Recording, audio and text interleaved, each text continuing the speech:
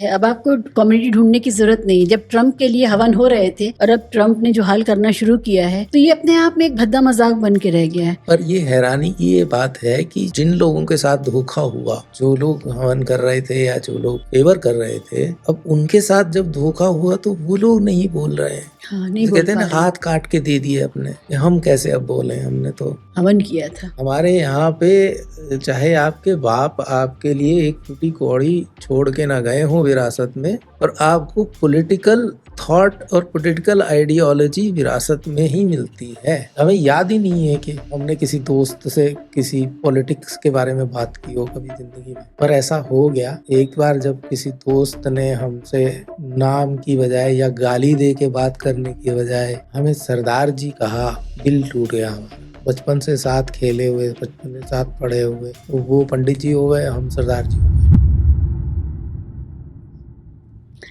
भारत के समाज की एक रियलिटी डायस्पोरा भी है। तो डायस्पोरा ग्रुप्स में आप जाते हैं, वहाँ आपका शोज कैसे रिसीव किए जाते मैं हैं? जो हूँ मैं सह नहीं पाता हूँ, डेलिबरेटली नहीं जाता हूँ, मना कर देता हूँ। आप सह नहीं पाते हैं मतलब? वो जो एटमॉस्फेयर बनाया जाता है वहाँ पे कि एक जो हमारा, हम एक कल्चर के हैं, एक पर्टिकुलर कम्युनिटी से बिलोंग करते हैं, और क्योंकि आप एक पर्टिकुलर कम्युनिटी से बिलोंग करते हैं तो आपको जो है, हम जो है आप हमारे वो जिसे कहते हैं कि पोस्टर चाइल्ड हैं, तो आपको हम अपने समाज में इनवाइट करेंगे और एक पर्टिकुलर तरीके से आपकी इज्जत करेंगे और ये सब करेंगे, मेरे से बर्दाश्त नहीं होता। कम्युनिटी का सम्मान आप नहीं रिसीव हाँ, करते, कम्युनिटी का सम्मान आप नहीं रिसीव रिसीव करते। नहीं करता। It immediately becomes racist, and it immediately becomes factional, it immediately becomes political. तो वो the moment you are seen with such groups, अब डायस्पोरा का मामला बड़ा ही अजीब हो गया है। अब आपको कम्युनिटी ढूंढने की जरूरत नहीं। जब ट्रम्प के लिए हवन हो रहे थे और अब ट्रम्प ने जो हाल करना शुरू किया है, तो ये अपने आप में एक भद्दा मजाक बन के रह गया है। पर ये हैरानी की ये बात है कि जो जिन लोगों के साथ धोखा हुआ, जो लोग हवन कर रहे थे या जो लोग फेवर कर रहे थे, अब उनके साथ जब धोखा हुआ तो वो लोग नहीं बोल रहे हैं। हाँ, नहीं तो बोल कहते हैं पा ना, रहे। हाथ काट के दे दिए अपने, हाँ, कि हम कैसे अब बोले, हमने तो हवन किया था। समझे ना।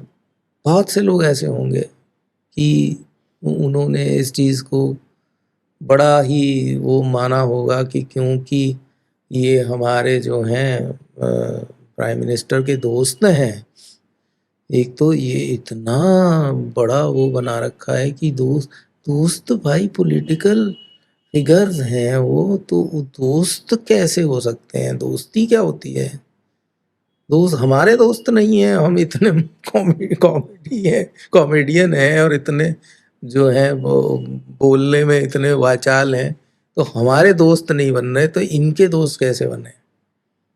इतनी बात तो समझ जानी चाहिए कि उनका कोई फायदा होगा तो तारीफ करेंगे, नहीं तो पाकिस्तान की भी कर देंगे। उनको क्या फर्क पड़ता है, चाइना के साथ समझौता कर लेंगे, किसी के साथ भी कर लेंगे, उनको क्या फर्क पड़ता है।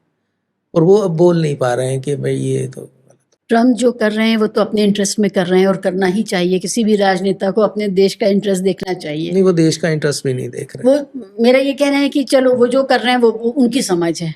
हमारे लोगों को क्या हो गया था कि अपनी समझ बेच खाई थी, अपना नेशनल इंटरेस्ट छोड़ के पराया नेशनल इंटरेस्ट को अपना अरे लिया था। भाई, मैं यही बता रहा हूँ ना कि डिबिया बांटी जाती है हमारे यहाँ पे, चाहे आपके बाप आपके लिए एक टूटी कौड़ी छोड़ के ना गए हों विरासत में, पर आपको पॉलिटिकल थॉट और पॉलिटिकल आइडियोलॉजी विरासत में ही मिलती है।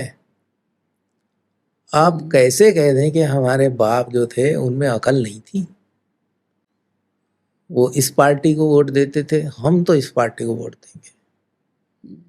ठीक है, वो चीज़ जो है, सबसे बड़ा सक्सेस जो है, जो जो हाल की जो हमारी जो हमारे आका लोग हैं, उनका सबसे सक्सेसफुल जो उन्होंने काम किया है, जो सक्सेस उनको मिला है, सबसे बड़ा सक्सेस यही मिला है कि उन्होंने कहा कि तुम्हारे बाप जो थे उनको ये गलत पढ़ाया गया था, वो तुम्हारी आइडियोलॉजी अलग है, ये लो डिबिया, इसमें हमने नई एकदम लेटेस्ट भर के दी है तुमको और इसका इस्तेमाल आप करो तो आप बड़े ग्रुप में हो जाओगे, फिर आप सिक्योर हो जाओगे।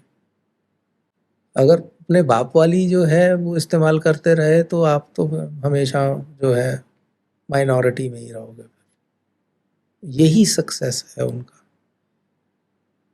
तो आइडियोलॉजी तो खुद से सोच के आइडियोलॉजी बनाने वाले लोग तो मेरे ख्याल से 1% भी नहीं होंगे हिंदुस्तान में।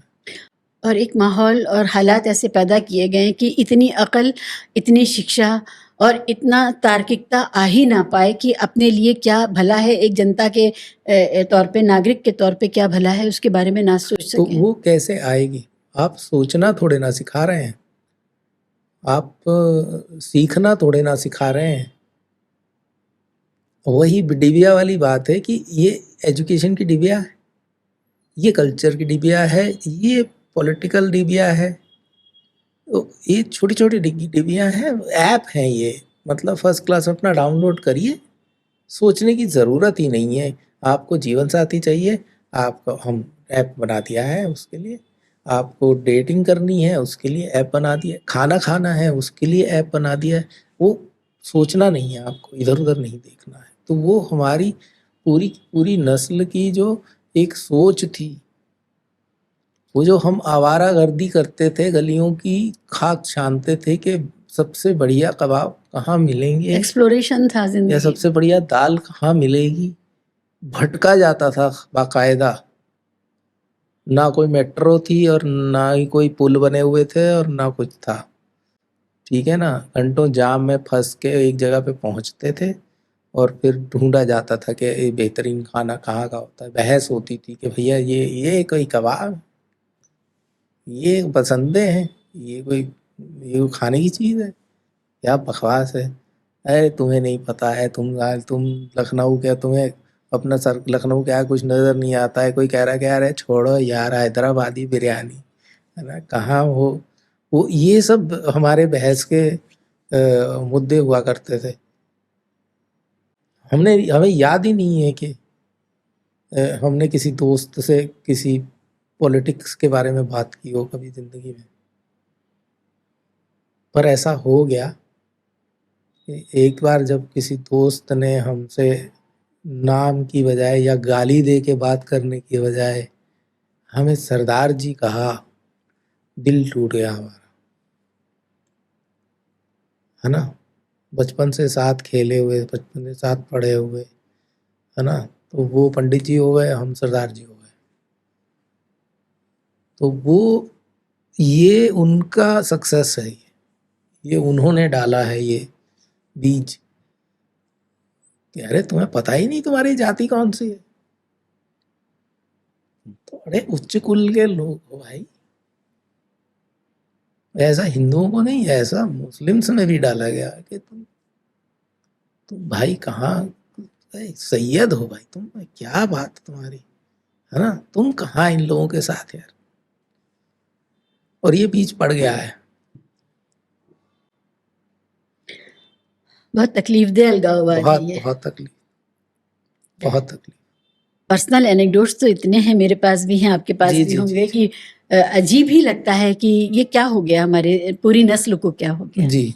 पर यही है कि किसी चीज़ को डिटेल में समझने का वक्त नहीं है। हर चीज़ हमारी पुड़िया बनी हुई है और हमें उसकी डोज दी जा रही है, और हमारी एक चीज़ को जो हम खरीद चुके हैं वो उसी को बताया जा रहा है कि ये सबसे बढ़िया खरीदी तुमने, पूरे बाजार में इससे बढ़िया चीज़ नहीं है, और रोज़ उसका वैलिडेशन आ रहा है हमारे पास और तुम भाग्यशाली हो कि ये तुम्हारे पास है। कि ये तुम्हारे पास है, ये तो भगवान ने आपको ऐसा बना के कृपा भेजा, है। ठीक है ना। तो वो इतना पेनफुल है ये। अपनी गिरावट को ही फ़ख्र की बात समझना और मैं क्या कहूँ इसको? वो गिरावट समझते नहीं ना उसको। हम्म, अगर आप कह रहे हैं गिरावट है, वो कह रहे हैं कि finally we have arrived and finally we have recognized our worth in this world, जिसको आप गिरावट कह रही हैं या जिसको मैं गिरावट मानता हूँ, वो उसको गिरावट ही नहीं मान रहे हैं ना। पहली बात तो ये है कि एक्सेप्ट करिए कि गिरावट है, वो मान ही नहीं रहे।